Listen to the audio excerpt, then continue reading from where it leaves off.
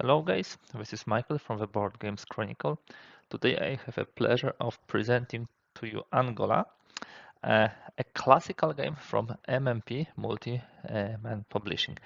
What I would like to do is explain how this game plays, explain to you the rules, the concepts, the unique, innovative mechanics which were devised in this game already almost 30 years ago. Uh, this will not be unboxing, it's more like how to play video, although some kind of a background would be, of course, needed. Angola is a new unique game about a small, brief, very violent period in the Angolan Civil War. You remember, guys, during the Cold War, the two superpowers, United States and USSR, were fighting so-called proxy wars. It was a Cold War. There was no war between the two main belligerents, but the whole world was a place of a struggle. One of such places was, of course, Angola, where the colonial forces, colonial, let's say, government was overthrown, and this vacuum was filled by the socialist government. Luanda was taken over by the socialist forces, and of course, US could not accept it, and the intervention from both North Zaire and Southwest Africa was immediately started.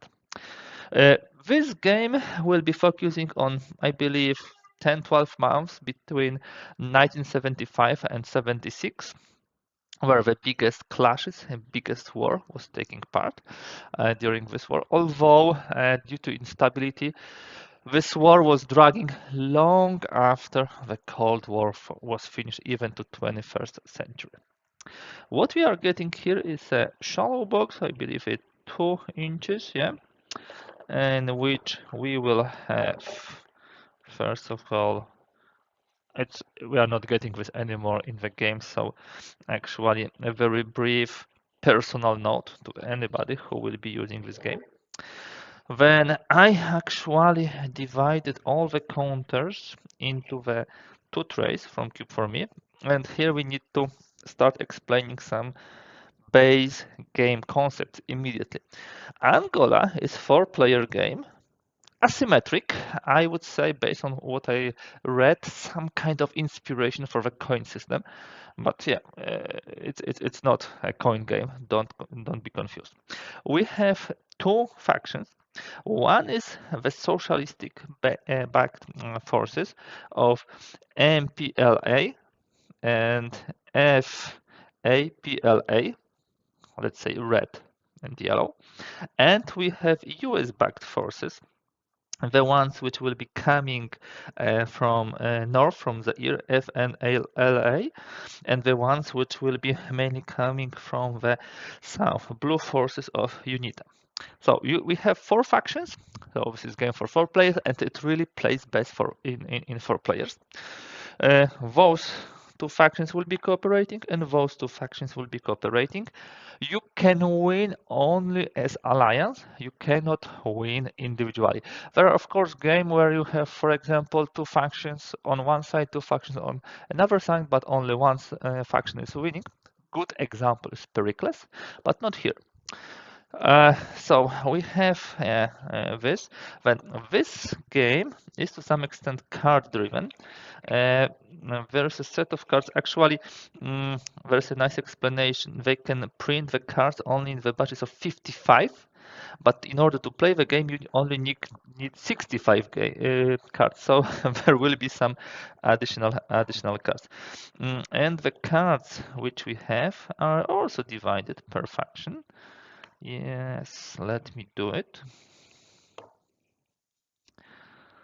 It will be a card-driven game. This is additional set of cards about which I will tell you a little later. So each faction will have cards, and they will be in a secret way planning them before the round starts. Some of the cards are immediately available. You can see those, and some only from particular turn, like turn 4, turn 6, turn 3, that way. Those cards, the composition of the cards is slightly different between the factions. We have a small asymmetry, as well as the composition of the forces here, which they have. Interestingly, like in other games, for example, Levian Campaign, you also have cards blanks, which are kind of a pause, do nothing. Yeah? So, for example, Unita, I believe, should have such cards. Yeah, they have two blank cards. The interesting thing is that in most of the games, and this is an innovative thing, I would like to call out two innovative things with playing the cards. One is that if your faction has blanks, so actually something like is command confusion, do nothing, I don't know, problems with logistics, problems with coordination, you have to play them. So for example, if in the turn one, Unita can prepare deck of 4 cards for their movements, and they have in the initial deck already 2 blanks, they have to use them. This is done on purpose, and this shows the command confusion in the ranks of Unita. Then during the turns, all factions will have higher allowance for planning of the cards. I believe it goes up to 7 per turn. So of course, 2 out of 7 will be less severe than 2 out of 4, which simply does nothing. Another very innovative mechanic in Angola, which I really love, is that once you plan your cards, 4, 5, 6, 7, depending on the turn, you cannot check them. Simply, you cannot check them. This is beautiful. It also shows the command and confusion which is on the battlefield. Usually, if you plan your cards, they are of course disclosed from the opponent, but you can check them, not in Angola. So, two things. If you have blanks, you will need to use them. And if you plant your cards, you cannot check them later on. Yeah, I really like it. That creates a lot of tension in this game. Okay, what else do we have here? There's a rule book. It's not overly complex, and this is really nicely written. And we have also the map, and I will probably jump to the map in a moment. Player aids, really nicely done. Honestly, once you read the rules once, you only need the player aid. There are 4 of them, and what is beautiful is they are also color coded accordingly to the factions. On those, you will have similar information. First of all, you would have sequence of play, and then you would have command resolution phase, which is very important. And we will talk about it, but I believe you should see the map first before we jump to the sequence of play and detailed explanation of the cards and of the units. But yeah, enough to say this game really has some interesting components and interesting concepts. So let me make space. Let me approach from this side. This is not a mounted map. This is a pure paper map, but this is completely okay. And by the way, guys, I will say this many times during this how to play video, and I will be repeating this ongoingly. This game was published by MMP in 1988. It was previously published by another company a couple of years ago, but only an MMP actually brought it to the light and really gave it a beautiful graphical and also from the components quality perspective. Yeah, look, what I'm trying to say is that 30 years ago, a beautiful, interesting game was created, which shines still today. This is what I would like to convey, and all those interesting mechanics which I'm trying to show you, like with blanks you need to play if you have them as a card, not able to see what you planned, and a couple of other things, they are really, really shining. Okay, enough of those praises. Now let's jump. So what you see here is the Angola. Actually, map is longer. It's up to here. Yep. We will discuss both sides of the map. Let me start with the top first. So, what do we have here? First of all, we have regions. You see, these are the regions. They have wide borders. And here are the roads. This will be cities, and this will be towns, yeah, small towns. There are a couple of terrains. You have them here. So there is a sea, there is a clear terrain, there is savanna, there is jungle, and there are hills. And they will have, of course, impact on the movement, on the battle, on the possibility to retreat, and so on and so forth. Enough to say, if you move on the road, that's the easiest way to move, and you usually can move pretty far away. If you move through the clear terrain, this is still pretty okay. If you move on other terrain, it's much more difficult. And if you are in the jungle and you would like to get out of the jungle, not via road, but simply from region to region, you need to roll a die. In this case, 4 or more, 3 or more, 5 or more. And if you are not able to roll it, you simply are stuck. You will have machetes later on for each unsuccessful roll, so eventually you will find your way out of the jungle. But this is a very nice rule, impeding the movement and of course making the road so important. This east-west road and this east-west road, they are really, really important. What else do we have on the map? We have a first player chart. This is very nicely done. In the first turn, you have a special way of identifying the first player, and each next round you roll a die, and depending on the die, if this is either red, green, yellow, or blue faction, or if you roll 5 or 6, it's the next to the left. So if in particular turn FAPLA was the first, in the next turn you roll a die and you have like 50% chance that the next player to the left will be first player in the next turn. So if you roll 2, 5, or 6. This is very nicely done because you will not, it's not like that you automatically will pass the first player to the guy to the left of you. There's 50% chance that it will happen, but it still can be changed. I like it. Very cool, nice mechanic of changing the dynamic in the game and who the first player will be, which predominantly, of course, focuses on the regular, move of the first player to the left, but it can, of course, deviate from this. What else do we have on the map? I believe Cabinda will be a very special place in this game.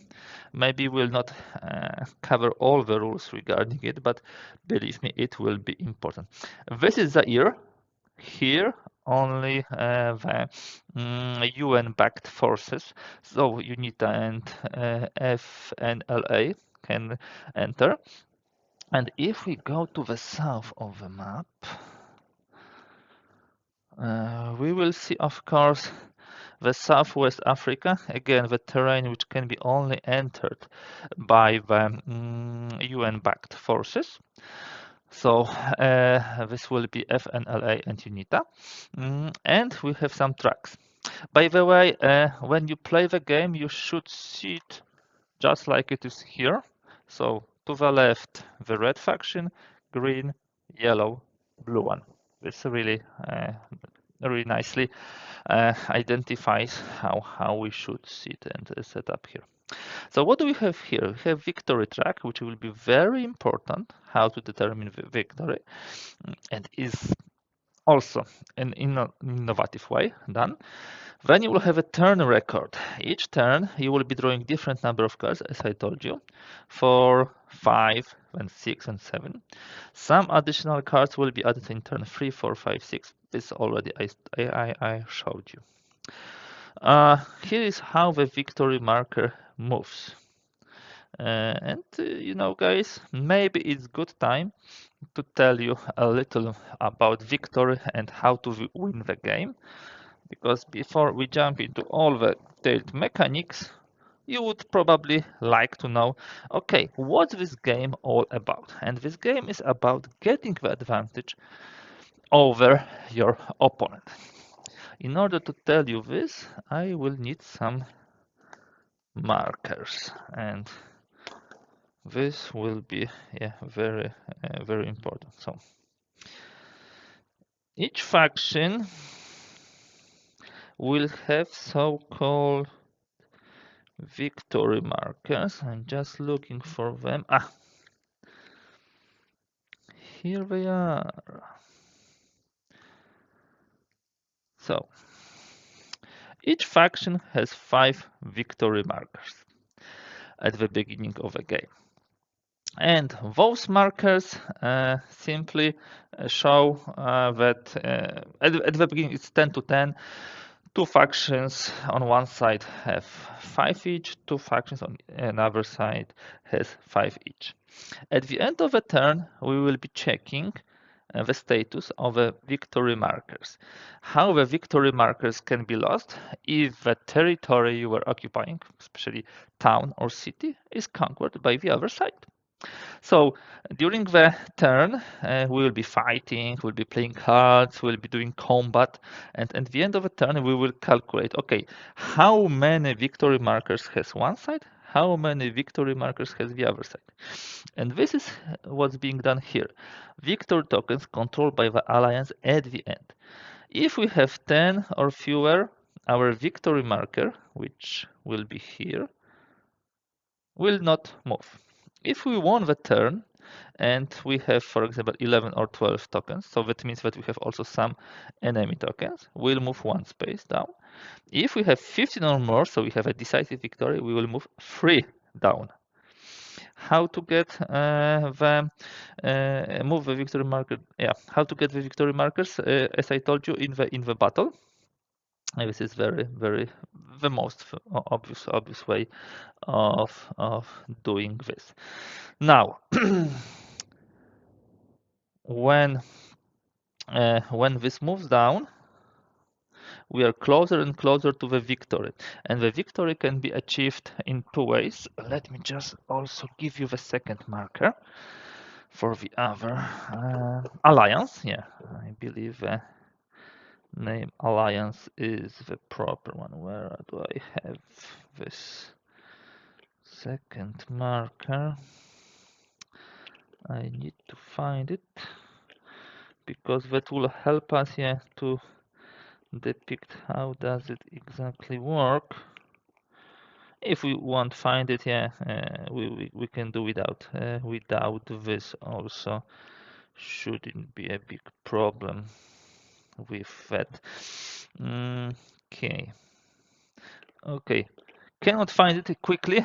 Sorry, guys, but this is of secondary importance. But what I would like to show to you now is how this victory can be achieved, because this is one of the most important. And the rulebook very nicely describes this. I told you about the victory tokens, which can be won by winning the battles here, especially in towns and cities. And we have a victory track from 20 to 10. And the moves down the track are, of course, when the alliance wins the turn. Depending on the victory, it moves 1 to 3 spaces. There are 2 other occasions when a victory marker will be moving down the track. One of is if alliance wins propaganda victory. Propaganda victory, without getting into too much details, means you have not asked your not superiors, I would say supporters in US or USSR for too much aid. Whoever gets more aid simply loses propaganda war, because that means that they are, evidently backed from the outside, and that doesn't bode well with the people. They would like to see their fighters actually winning by themselves, not with the help of a foreign, alliance or foreign instigators. Yeah, so this is it. The third option is capturing Cabinda. It also can happen, and it's also one of the possibilities for moving this down. Now, what? Here I have this marker. Beautiful. I knew I will find it. Let's say we have such situation. So, a decisive victory. This is important. And alliance will win a decisive victory, which is at the same time can happen during any turn. When and listen to this carefully. During when they control the number of victory tokens equal to or greater than the number of on victory track. At the beginning of a game, let's try to understand. At the beginning of a game, both sides have victory track on 20, and then each turn we evaluate whether this will move down. Yes, here, or like this, and it gets closer and closer to 10. If it reaches 10, most probably the game will end because 10 is simply controlling, your initial victory tokens. But the thing is that the closer we are getting here lower, it's easier to get even small victory over the other side, get couple of their victory tokens, which you normally give them back at the end of the round. It's 10-10 at the beginning of each and every turn. But it's enough, for example, in this example, to win 3 tokens from the enemy in the turn, let's say 6, and be able, to win automatically. So it's getting you closer and closer. If there is no victory by the turn 10, you simply check the relative position on the track, and in this case, Unita FNLA will win the automatic victory. So this is a really cool mechanic, also pretty innovative, which I haven't seen in any other game. So it's going better and better for you, so you have a chance to grab victory before the times run out. Yeah, simply. Yeah, this is cool. You start each turn with 10 victory markers on each side, and then suddenly, okay, we are pretty close. We have only 2 in this turn 2, and then we have a total victory. Okay, so these are the victory conditions, and again, very innovative mechanic for this. We talked about the map. We talked a bit about the cards.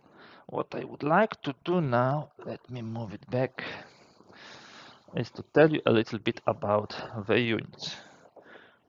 And I prefer to do it on the map so you can see them in action. There are various types of units in this game, and the most basic one will be, of course, the infantry. This is a typical infantry unit of FNLA. The infantry units are exactly the same for each side. They simply have 1 strength, and this is the basic unit.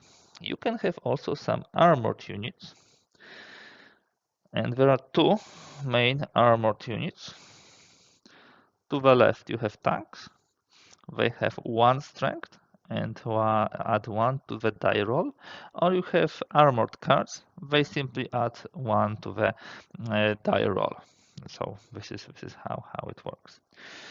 On top of this, you can have engineers and artillery and air groups. So this is it.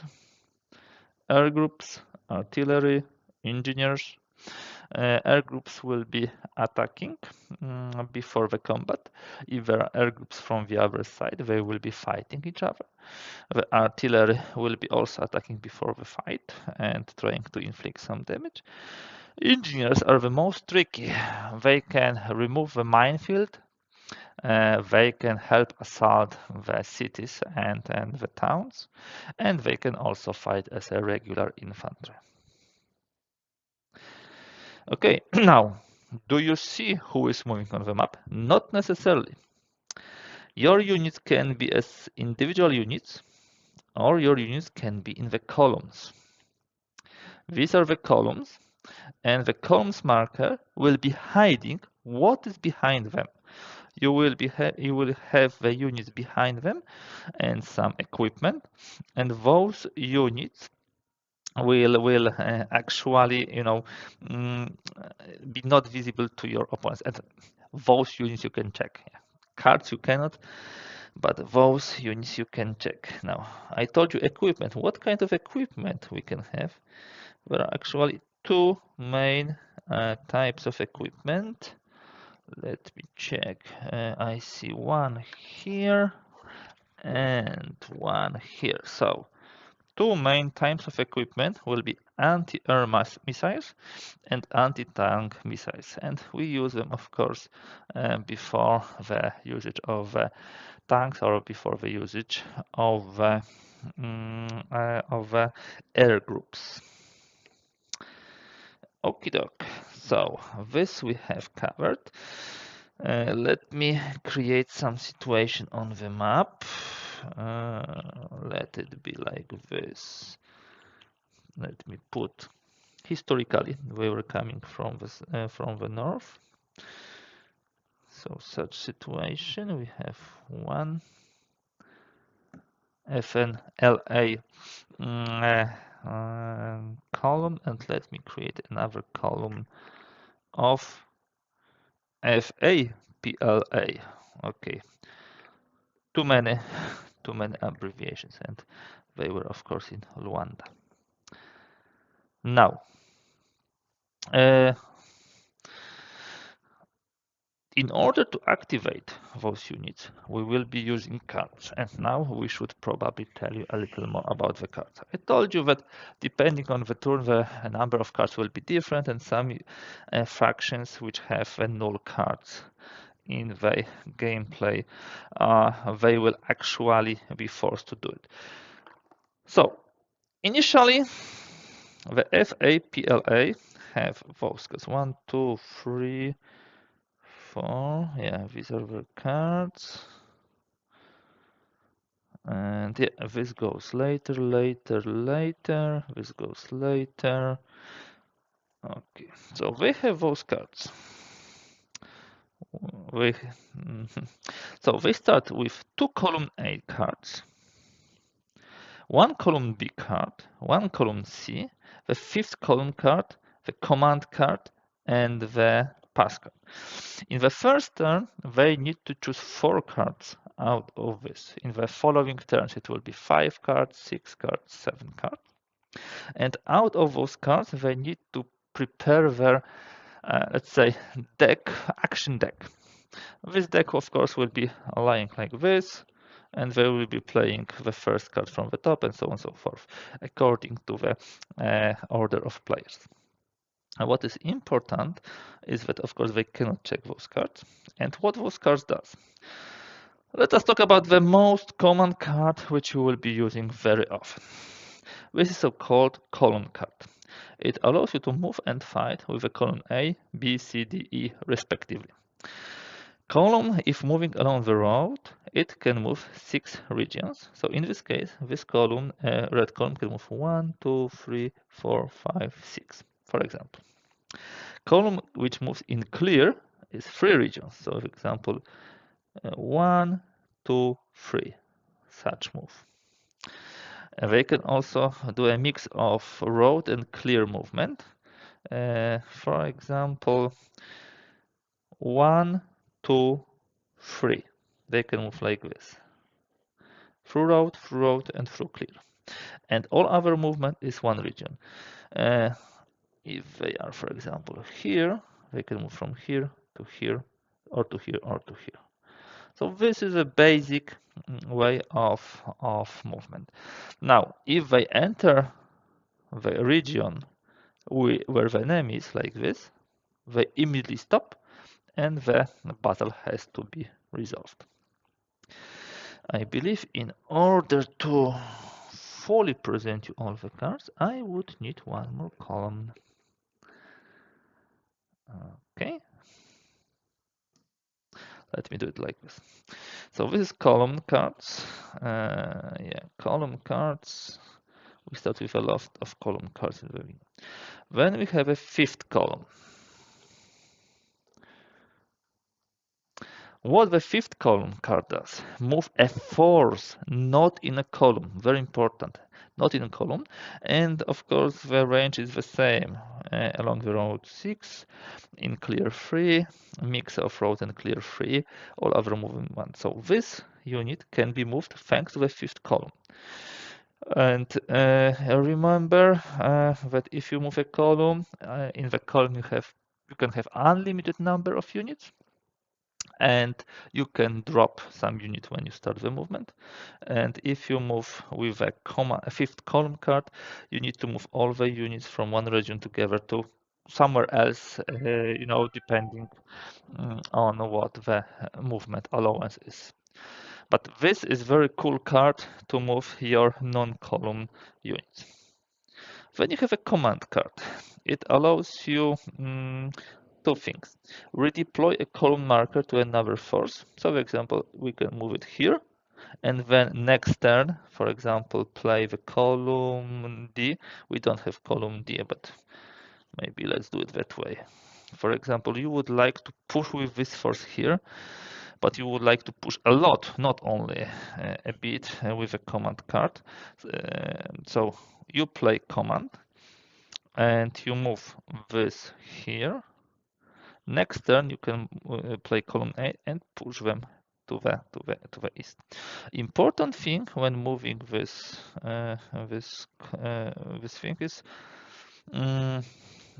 actually the second option will have some let's say important things, but you cannot do those swaps after the movement. You should do those swaps before movement. Do not use on a force that has already moved. Yeah. So if you moved them, you cannot do this transfer. Redeploy is one. Swap column markers between forces. So you can also do such a swap. But of course, those forces should not move before playing it. And there is also a play pass to the next player. This card must be placed in your operations pack in the playing phase of the turn. So these are the cards, as you can see, not too many of them, but yeah, you have column cards, you have a fifth column card, you have command card, you have pass card, and what is important, each faction has a slightly different set of those cards. If we look on, this is a very nice explanation of the asymmetry in this game.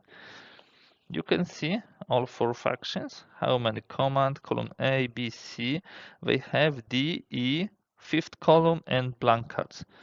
There are nuances here which really makes each faction play completely differently, especially blank cards, which are not very helpful, as you can see. But the blanks also, this is Alliance, MPLA and FAPLA, we have two together. FNLA, UNITA also have two together, but slightly different distributed. What is also different is how the units, infantry units, brigades, cars, tanks, artillery, engines, aircrafts, mercenaries, column markers, and victory tokens are distributed. Victory tokens, everybody has 5. This is important for the victory purposes, but other stuff is pretty different. Yeah? For example, FNLA, UNITA, so US-backed forces has a lot of mercenaries. But on the other hand, FAPLA and MPLA Soviet-backed side has a lot more aircrafts and some more tanks. So this really makes for an asymmetric game, yeah, which I really and truly appreciate. So we talk about the map. Now, for the setup, we'll not be doing it. No, guys, I don't want to go through each and every rule in this material. I believe it will be too long, like too boring, too exhausting for you. I want to give you a flavor. I want to present some important rules, and I want, to make you reach for this great game and get interested into this. So the setup is also interesting because there will be a couple of spaces where the factions will be set up at the beginning, and the rest will be done in a random way. Each faction will get secretly some of the cities or town tokens, and some set of the forces.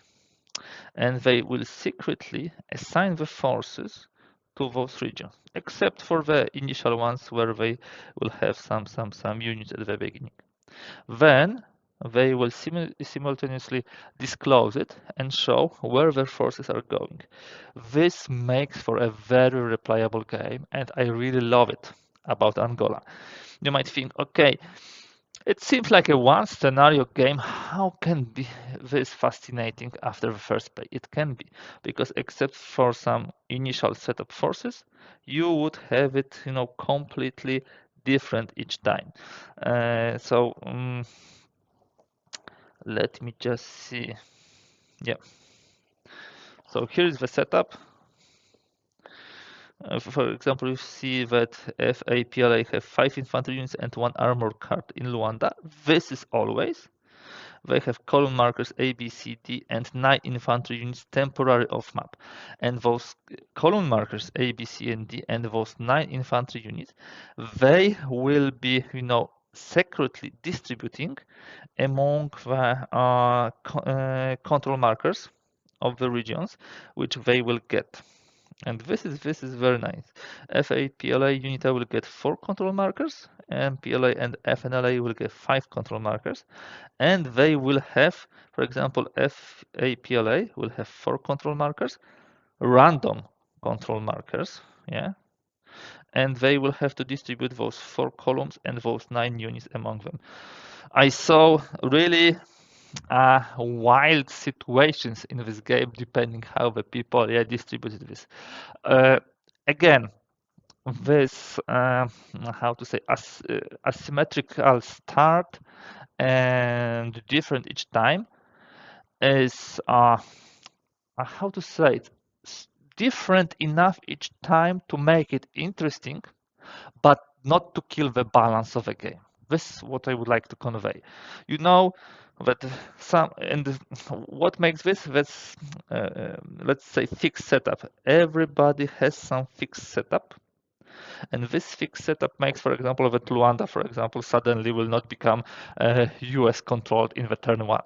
It's virtually impossible. But on the other hand, there will be a lot of mishmash on the whole map with the units, groups, columns intertwined, intertwinkled between themselves and surrounded here, surrounded there. The initial rounds will not have a one coherent front line. No way. It can become later on when we start, attack each other, kill each other, and so on, but not before this. Okay, so this is the setup, and I believe it's good time to tell you a little more about the sequence of play. Sequence of play is beautifully presented on the player aid, as well as the combat guide. For the sequence of play, first of all, we have a planning phase. We check if we are adding a new card, and as I told you, in several of rounds, which is also summarized in the rulebook, we'll be adding the cards. In turn 3, 4, 5, 6, we'll be adding. It's not the same for each and every faction, because FNLA starts already with a column D in turn 1. Others will be, for example, getting the column D only in the third turn. So it's also a bit asymmetric. So first step is to check if we add new cards. Then we create so-called operations pack. So we look how many cards can be played in particular turn, 4, 5, 6, 7. Yeah. And then we will be creating the pack with the caveat, of course, that we need to use those pass cards on the factions which have. Then we determine the first player, which is done with a die roll. And then we start the operation phase. During this phase, we have several opportunities. Everybody plays a card, and depending whether it's blank card, column card, fifth column card, or command card, appropriate actions will be done. So everybody in the turn order plays one card, and the play, progresses around the table.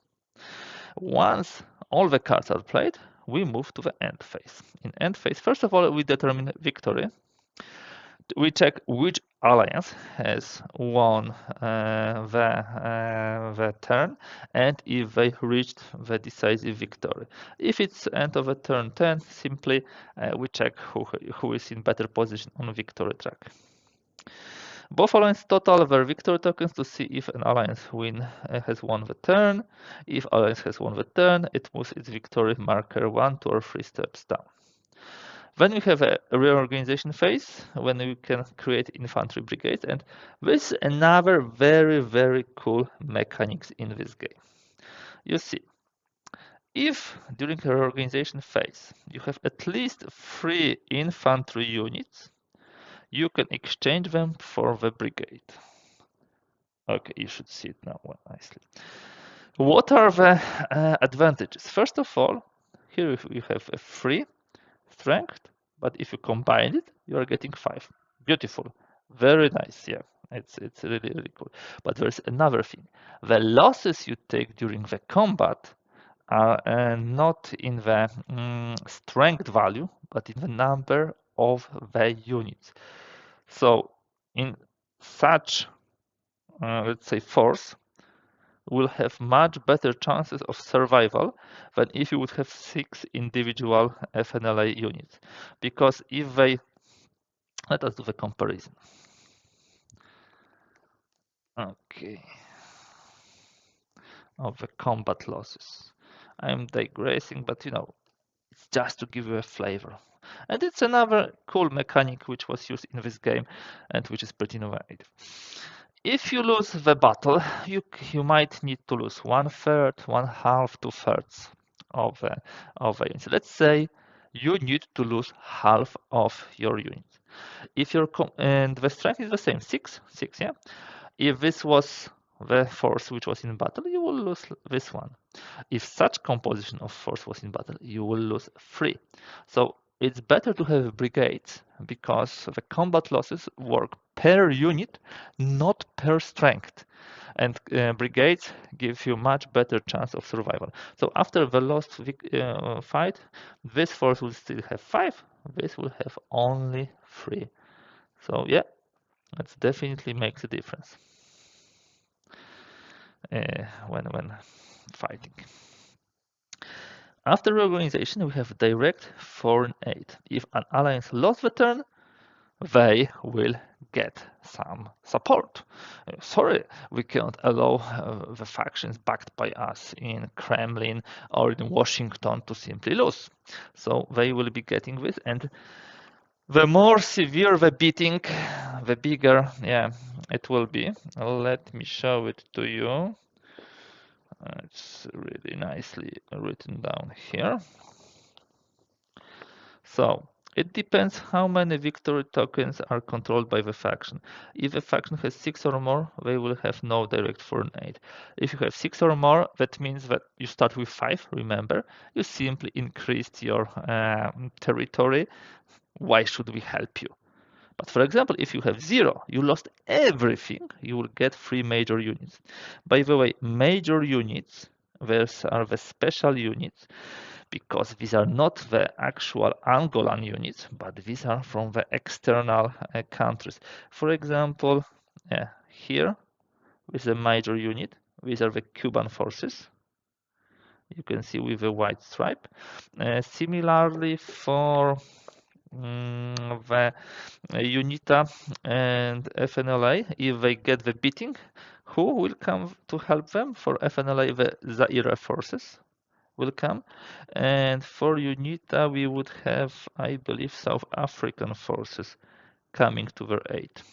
These are the major units. They can be engaged if simply one side is getting really obliterated. So this is the direct foreign aid. Interestingly, it's helping during one turn, but if you get smashed again and you will need to get 3 more major units and there's only 4 of them, a crisis can start. And there is also a crisis table which show you what happens if you cannot deploy major units because they were killed and you can rebuild them, or simply you get smashed a couple of times and they are already on the map.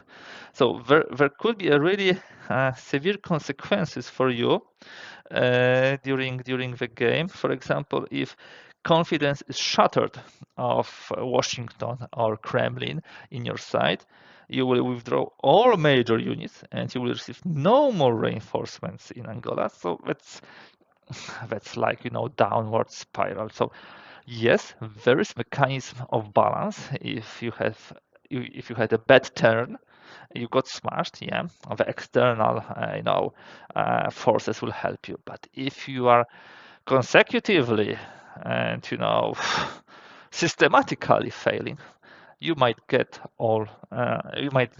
lose all the confidence of the other side. So this will not be good for you, believe me. This will not be good for you. Okay, we continue with sequence of play. Direct foreign aid. Then we have recruitment. There are pretty detailed rules about the recruitment and where the units can be recruited. For example, the Soviet-backed units mainly recruit in Luanda, but they can also put some units in Cabinda. The FNLA mainly recruits in Zaire, UNITA in the South Africa. Then we have a very interesting thing which is covered foreign aid. There are special cards which are being drawn, and before we draw the cards, each of the faction will secretly choose a number, I believe from 1 to 5, how many cards they would like to get. And then everybody reveals it and draws that many cards, which says, okay, I can get in turns 1C, 1 air group if I'm FPLA or MPLA. As unit FNLA, I can get, I don't know, 2 anti-air missiles, 3 anti-air missiles. So depending on how many cards you would like to get, you will get them. But there is a drawback to this, a huge drawback. After revealing this hidden bit for how many foreign aid cards you would like to get, you sum them per alliance. And the alliance, which has a higher number, lost propaganda victory. Because that means that they want much more foreign aid than the other side. So in the eyes of public in the world, that means they are warmongers and they want to escalate the conflict. And then the victory marker of the other side, who won the propaganda victory, moves on the victory track.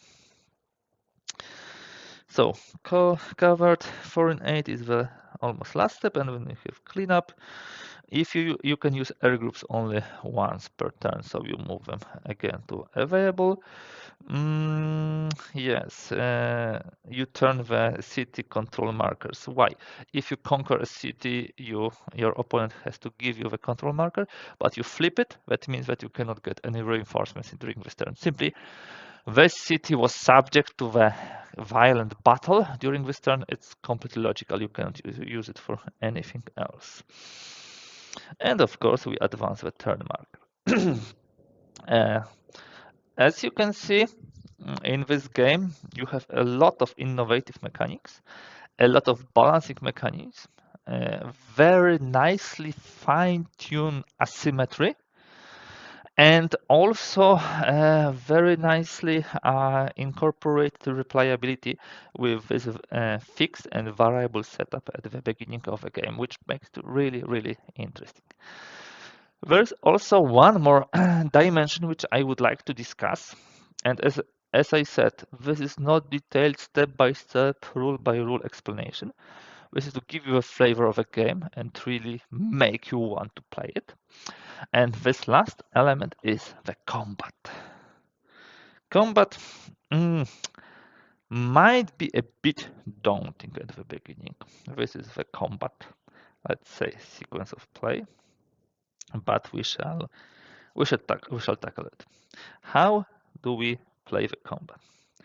First of all, we check for automatic victory.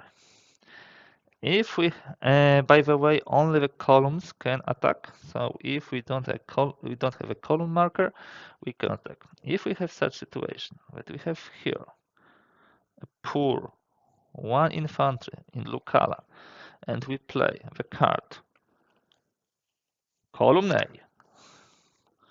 and we enter here, and we say, you don't have to disclose the forces. Yes, we have 6. We see you have 1. 6-1, automatic victory. They are dead. Simple like this. So first thing during the combat is to check whether we are getting the automatic victory. Let's assume there's a little more forces here, so they can just survive the automatic victory. The second step will be commit and reveal air groups. Both sides can, in a hidden way, commit and reveal air groups. Let's say those guys have 2 air groups, and let's say, would we have any air groups here? That's a good question. Yeah, they have not so many, but still they have. So, sorry, this is artillery, and I also put artillery. Artillery will be useful, by the way. Artillery will be useful. So let's assume this situation. So let's assume that one side commits 1 air group and the other 2 air groups. What happens? Those 2 will be fighting the air superiority mission, and only one then can be dedicated to air ground support. Yeah. They will be rolling die, and usually there is one table for all attacks to see if there's a hit. 1-3 is a miss, 4-5 is suppression, 6 is a hit, so hit destroys the unit, suppression simply turns it so it cannot fight during this turn, and 1-3 makes them simply a miss. We'll not be cutting and simulating this here, more like explaining how it goes. Then we'll be revealing the combat units after we put the air groups. Then we will resolve this fight. Yeah, so air superiority missions and air ground support, so air strikes. So first of all, air to air, then air strikes. Then if we have artillery, we'll be firing at each other. Again, number of pipes will show us how many die, and the 4 or 5 will be a suppression, 6 will be a hit. Yeah, and the attacker fire first, the firing unit is suppressed after firing. That means simply that it's one-time usage. Yeah, it's one-time usage of artillery. If there are minefields, we can reveal them, and this is also part of the equipment, mines and minefields. So you can travel with mines, but once you set up minefield, yeah, it's where you are. And in order to prevent the minefields from attacking you, you need to have combat engineers. When you have fire anti-tank missiles, if you have any armored cars or any tanks on one side, then you can fire anti-tank missiles. In this situation, they could fire at them. Then we have a combat resolution, actual combat resolution, and I believe we just should add also this case that if a side had anti-air missiles before the actual air strikes and air superiority combat, they will be also able to use them. Those things are one-time usage. You roll a 2 die, and then you remove it, discard it. And again, if you roll 2 die, you have 1-3 miss, 4-5 suppressions, 6 is a hit. The combat resolution is again a pretty innovative thing. First of all, you calculate the ratio 6-2, 3-1. And in the end, you will be adjusting this ratio, but the ratio will show you the result. And yeah, Without adjustment, you will see that 3-1 is 1/3 of the defenders eliminated, defenders retreat. And then you have also a very nice table which shows you how many units you have in the force and what is 1/3, 1/2, 2/3. So it helps you to calculate this. But what I wanted to say is that you will be adjusting this 3-1 ratio by rolling a die. And how do you roll a die? First of all, you need to calculate how many dice you roll. In clear, attacker rolls 2, defender rolls 1, savannah 1, 1, hills or jungle 1, and defender 2. What counts is only the highest value. Defender can receive additional die if they defending in a town or city, and attacker has no engineers. If defending the upside of escarpment, I believe here we have escarpment, yeah. So if it's upside, and if defending in minefield, so they can have up to 5 die. So usually you can get 6. So this is the number of die. But another thing is the die modifiers, like from the tanks, from the armored cars, yeah, and other stuff like this. When both sides roll a die, and we see the difference, and depending on the difference of the roll, we will be adjusting this ratio. So let us say that the roll was, I don't know, 6-3. That the defender rolled 3, the attacker rolled 6, and these are the results already after modification with all those +1s. If it's 6-3, that means that the difference adjustment to odds is 3 or 2 up, which means up 1 level. So from 3-1, we move to 4-1. So half of the defenders are limited, defenders retreat. If it was 1 and 1, so this is 2, so we need to eliminate 1 unit.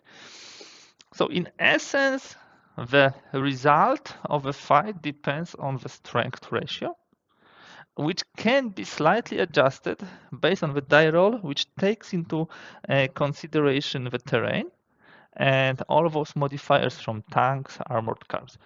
Very elegant, a little bit time-consuming mechanic here. And that would be the last mechanic which I wanted to present today. As I told you, this was mainly targeted at giving you the flavor of Angola game which has already almost 30 years and which still shines. Yeah, it's a bit long. If you play the whole game, you may start not from 20 victory track, you can start a little lower, like 18, it's possible.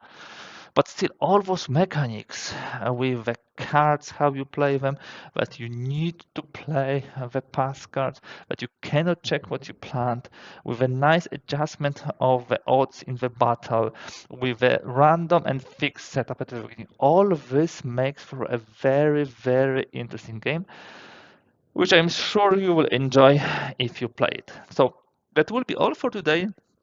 That was a brief how to play material on the Angola. There's a lot of depth to this title, which I really and truly hope you will enjoy. That's all for today. Thank you for being with me. Thank you for watching. If you like it, please give thumbs up. Also, kindly please subscribe. And yeah, there will be more materials about fantastic political and war games from me. Thank you and bye.